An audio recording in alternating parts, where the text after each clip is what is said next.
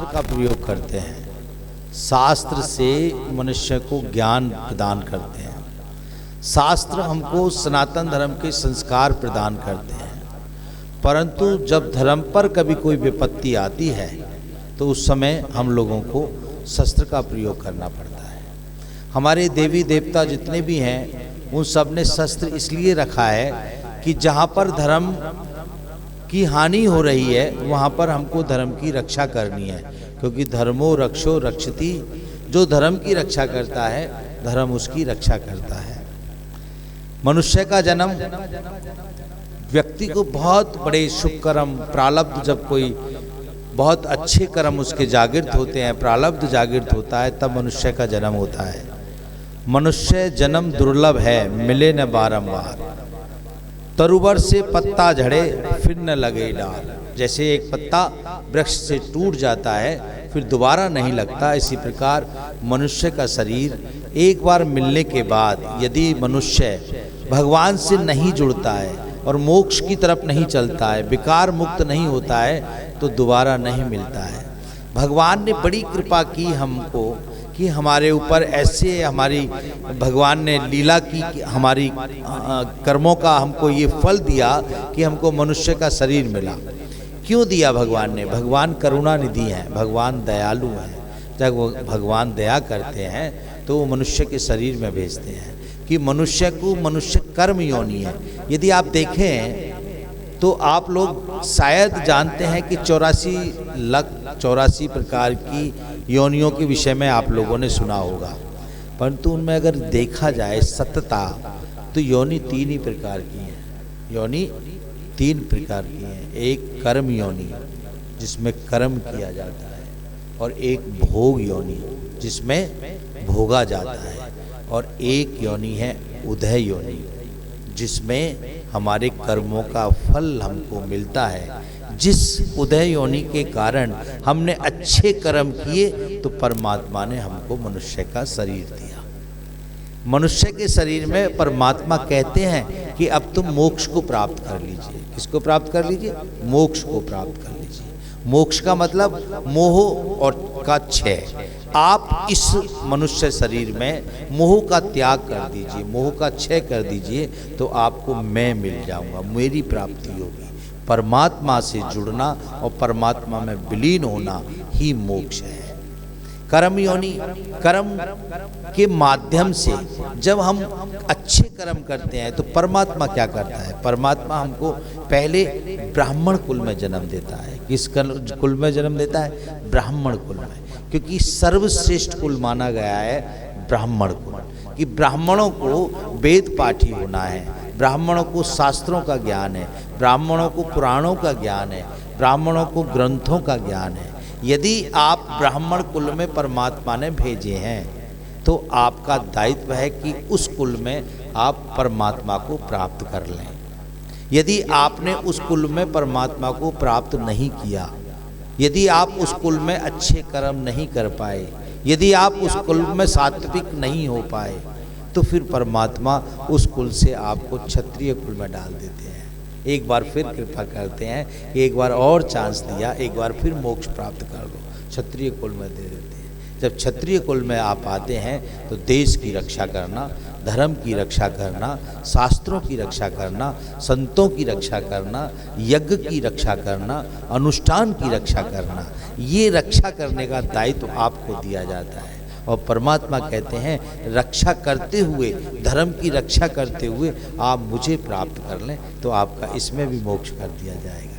परंतु जब क्षत्रिय होकर के आप उस कार्य को नहीं करते हैं और फिर आप अनुचित कार्य की तरफ चलने लगते हैं तो भगवान को बहुत खराब लगता है। ईश्वर सोचते मैंने तो तुमको इतना सुंदर शरीर, सुंदर सब कुछ दिया, क्षत्रिय कुल में जन्म दिया, अब भी आप मुझे प्राप्त नहीं कर पा रहे हो।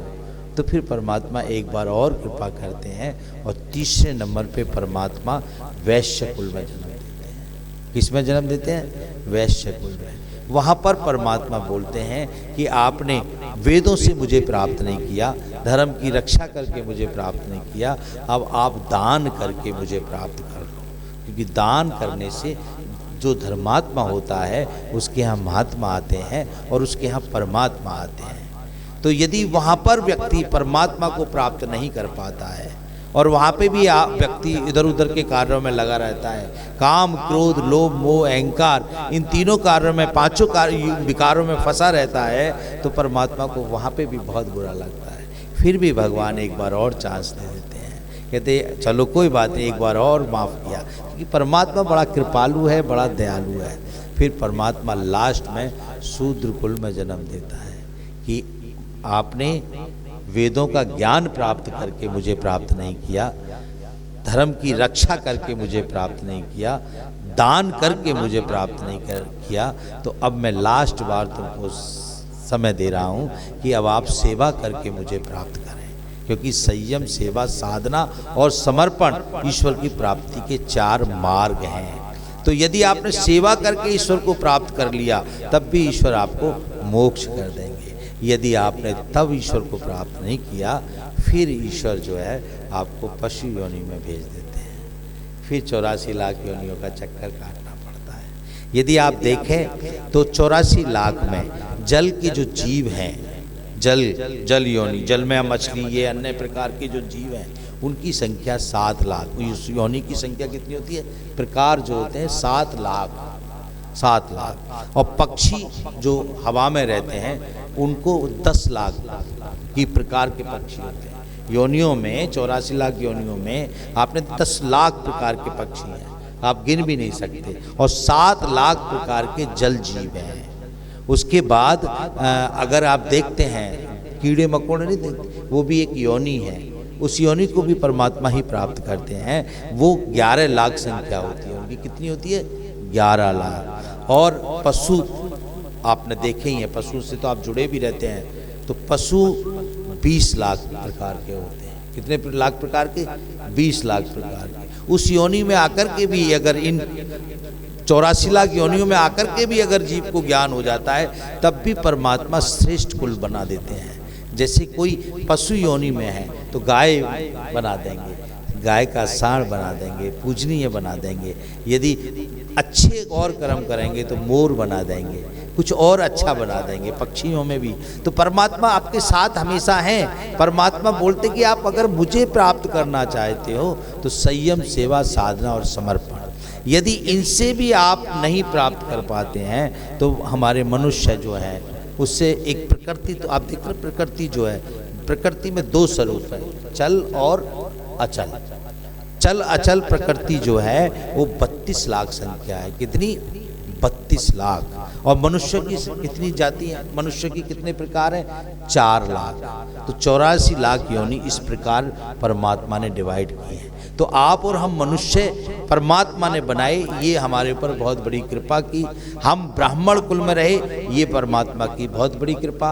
हम क्षत्रिय कुल में जन्मे, ये परमात्मा की बहुत बड़ी कृपा। हम वैश्य कुल में जन्मे, ये परमात्मा की बहुत बड़ी कृपा। और हम शूद्र कुल में जन्मे, ये भी परमात्मा की बहुत बड़ी कृपा। परमात्मा बोलते हैं इन 4 कुलों में जन्म लेने के बाद यदि तुमने मुझे प्राप्त कर लिया तो आपका मोक्ष हो जाएगा। तो आज मैं योनियों के विषय में इसलिए बताया कि आज से 9 दिन भगवती की पूजा प्रारंभ होती है। और भगवती एक ऐसी जगत जननी है, माँ जो है उसके अंदर ऐसी करुणा है कि यदि आपने कोई भी प्रकार का कायक, वाचक, मानसिक पाप किया है तो ये 9 दिन हैं उन पापों से दूर होने के लिए।